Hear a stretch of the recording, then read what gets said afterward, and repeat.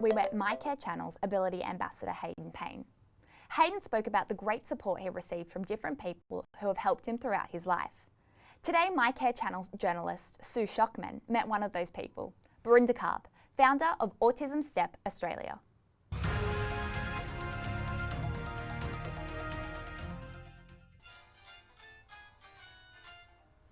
What good is sitting alone in your room?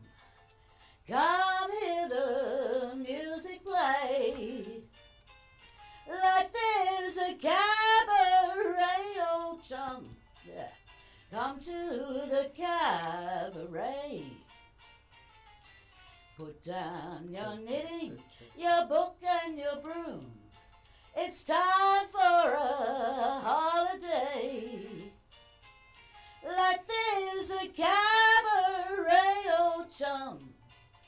Come to the cabaret. Well, that's the best introduction and preparation for an interview that I've ever been part of. I'm Sue Shockman, and today we have a wonderful learning opportunity to listen to Berinda Karp, who's the founder of Autism STEP Australia. And it's a wonderful opportunity for me personally, as well as others who are watching, to learn more about autism. So welcome, Berinda. Thank you, Susan. Thank you for preparing in that way. What specifically was that about? Okay, so my hobby is being in theatre, and also find the words of cabaret of what's the use of sitting alone in a room is where a lot of people that are on the autism spectrum, get shunned because they're sitting in their room alone, and they need to go out and have a cabaret and go and see friends and do things. And this is what a lot of society is trying to push people to be social, when they don't need to. They're quite happy with the environments that they put themselves in. So, just to pick up on the word autism spectrum, I asked someone who has autism, what would be the correct word, terminology, teach me. And he said, I don't care how you refer to me, so long as I get the support. But he said that was individual. So what's your take on that? Exactly. So we've got an issue in Australia especially where we have a medical model, and the medical model is really outdated. And because our model's based under the DSM-5, the Diagnostic Statistical Manual, version 5, they use the term autism spectrum disorder. But the people that are my colleagues and my friends, they choose how they want to be referred to, as you said. So some people, especially ones that are with an older diagnosis, call themselves Aspies, and I have Asperger's syndrome. But currently people actually prefer to say I'm autistic. So it depends. When I was going through uni, we were taught to use person first language. Now people actually prefer to be identified and don't feel that they want their autism to be attached to them like a handbag. So it's really dependent on the individual, and there's a lot of discussion within the community itself, and some disagree with others. It's a fine line, but I'd ask the person, that's what you do first, is just ask, how would you like me to refer to you? How would you like me to refer to the condition you have? And please, it's really bad that it's referred to as a disability. So autism under the DSM-5 has 3 main categories, and that's looking at the social and communication aspect, the repetitive movements, and they're saying persistence difficulties in interactions and stereotypical repetitive movements. So, and restrictive type activities or interests.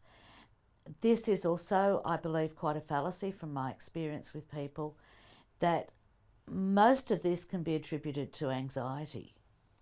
So you see some, I suppose, common traits, and there are some common beliefs in the community about what an autistic person is, or how they should perform, or how they present. So it's all quite different. What I prefer to use as a term is neurodiversity. Now, this was brought about in about the late 1990s, 1980s by a lady called Judy Singer. I had the pleasure of meeting her and having a really great discussion with her. But this was her thesis, saying it's a different style of learning, it's a different style of thinking, and it can encompass just diversity in neuro, just the way your brain thinks differently or does things differently to us neurotypicals. Can I just say then it's a different form of ability? Would I be right in saying that? No, a different form of thinking. I have contact with, I've had contact over the last 35 years with a large range of people, and people have the same abilities, capabilities as everybody else, but the way they address that or approach that can be different. So they might see something differently to the way you and I see it. Some of those visual tricks that you can see in drawings, and some people see the green dress and some people see the grey dress. Yes. Do you need guidance, support or advice about aged care services? Does your loved one need aged care support at home? Are you looking for residential care facilities? Do you need to find a local provider that can assist you to achieve your goals? Call us at MyCare today on 1300 46 1300 or visit our website mycarechannel.org.au. It's a free service and we're here to help. I'd like to go through each of the three, beginning with the communication challenges. Right, a lot of the communication challenges are our language. So generally speaking, people use idioms, they don't talk straight, and so they beat around the bush. And so there's all this extraneous language that's put into a conversation you could actually quite remove. And if you just get straight to the point, communication's there. There can also be a processing delay, and some people take a while to process the question. So I get very frustrated with parents that will ask the child, pick the cup up, and the child doesn't move. Pick the cup up, pick the cup up. So they keep repeating the question. What's happening there is we're processing the first response, and then all of a sudden a second question's put in, and a third question. So we're still processing the first one. So you need to allow time for people to respond. I had a TAFE student, and every Monday morning I'd pass him and say, good morning, and stand there and wait. Then, how was your weekend? That was too broad a question. Did you go out on the weekend? And I could wait up to a minute. And I tell you, a minute's a long time. So I'd have to do one question, Wait for the answer. and wait for the response. And that's the thing with the processing. You might ask something and it might take a while to happen. I've got some tips and tricks about that, but I want to save that for another session. For the second? The second from the communication is restrictive and repetitive interests.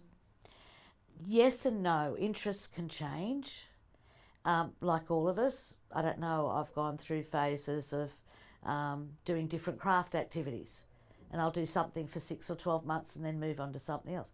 That's quite okay. But some people get stuck in that one thing that they really, really want to do. And that's the high motivator, and you should use that motivator for learning. And saying there's a restrictive interest, it's safe, it's predictable. I said the anxiety is probably, I believe anxiety is the underlying cause of a lot of issues that people have. So in staying with that one interest, I know what's going to happen. I know what to expect. And it's also something we should play on for employment. So use that interest that that person has to be able to place that in an employability skill.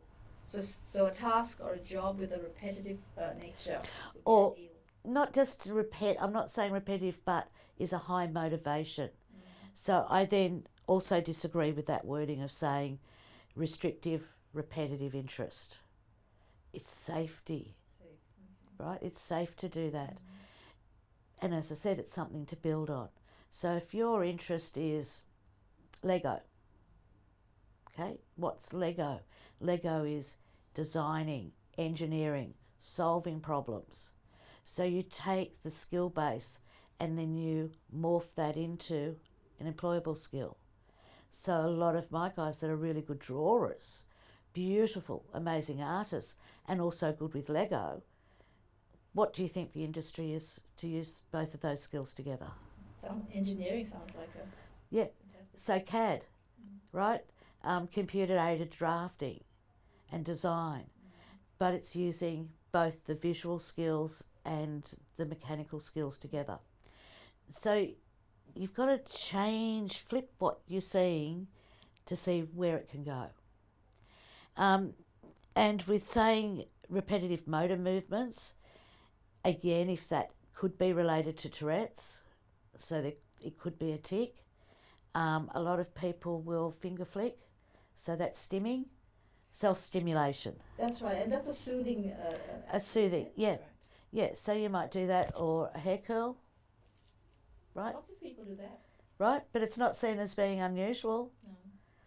No. So it depends when you say repetitive movements, something, many children have it like a tic, so a throat clearing or a neck flick.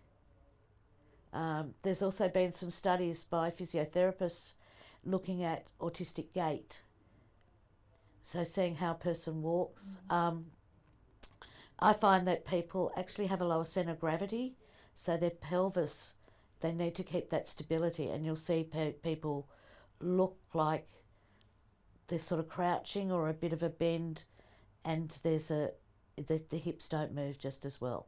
But they've actually done studies in that too. How about the shoulder, and is there familiar sort of slouch and looking down? That's also keeping your balance, but that is keeping your environmental over sensory stimulation. Right, so I'm keeping myself in these blinkers so I can see where I'm going, and I'm not getting disturbed by all those other lights and sounds and noises that are coming in at me. Do you need guidance, support or advice for your disability support plan? Does your loved one need disability support at home?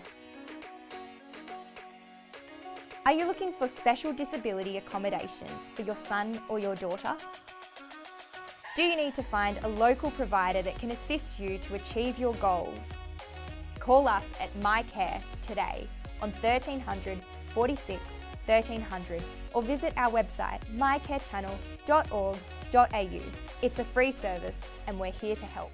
We've talked about like some of the ways we can.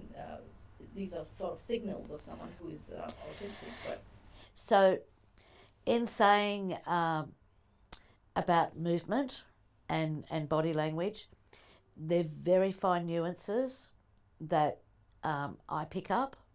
So I can go through a crowd and I can pick up who's autistic. And it might sound bad to the autistic community that I can do that, but it is a stance. It's a way of moving your body. It sometimes looks awkward. Movement, especially when someone's stressed, can look like they're drunk. And that's where people get into trouble with police, security or authority, because they're having trouble with the overstimulus, and your body's shutting down, your motor positioning is shutting down as well. So it's there are children that toe walk, and again flap. One of a good colleague of mine is Dr. Stephen Mark Shaw, and he's world famous autistic man. He has 2 degrees, he travels the world, and Stephen's gorgeous.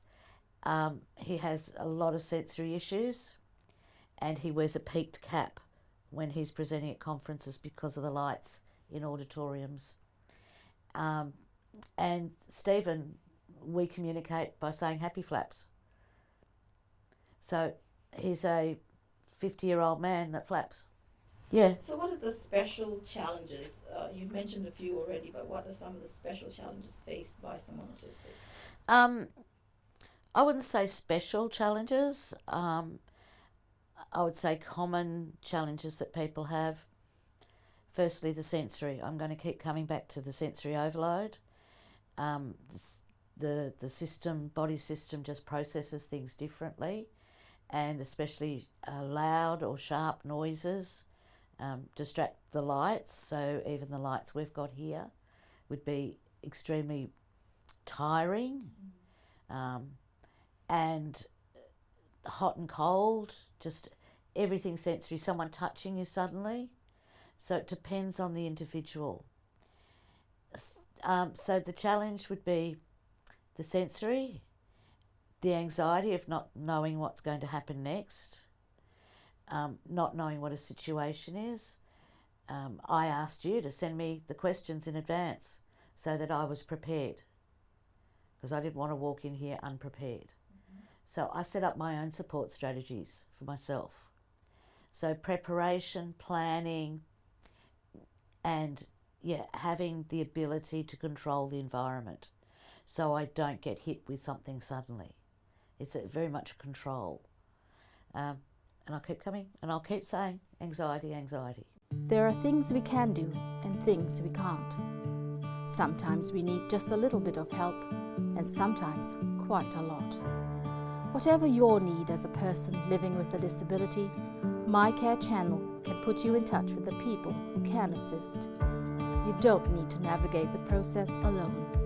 Just call us on 1300 461 300 or visit mycarechannel.org.au, and we'll start you on the journey of a life lived to the best of your ability.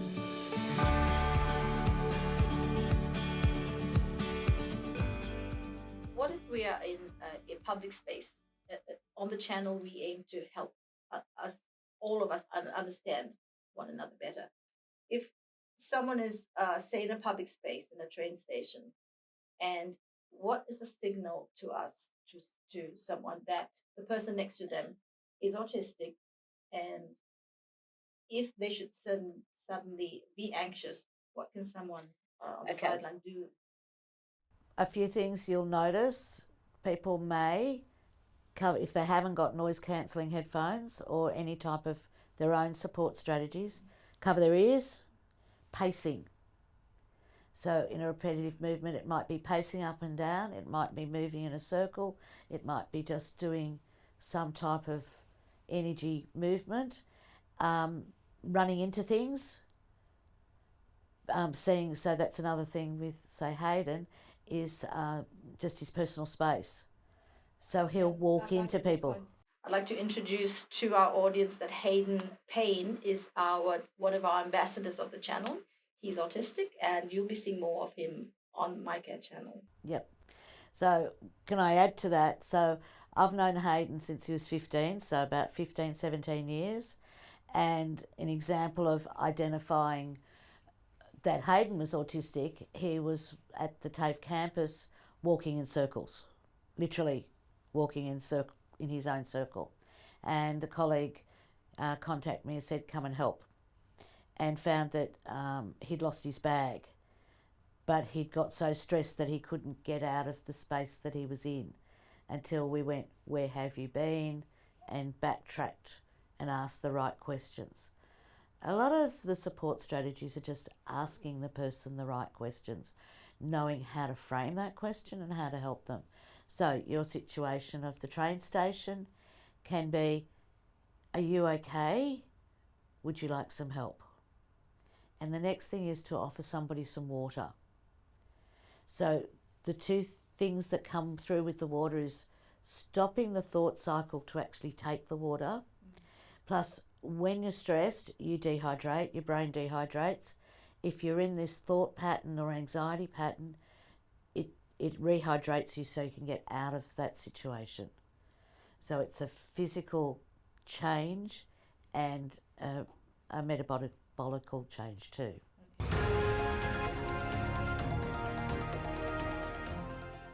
Do you sometimes feel you need help, but that finding the right help is just too hard? At My Care Channel, we'll make it easier. We'll cut through the maze of information and help you make an informed decision about help for yourself or your loved one. We offer free information in English and progressively in 26 other languages. So call us on 1300 461 subscribe to our channel and follow us on our socials, and we'll connect you with the support you need to live well and age well.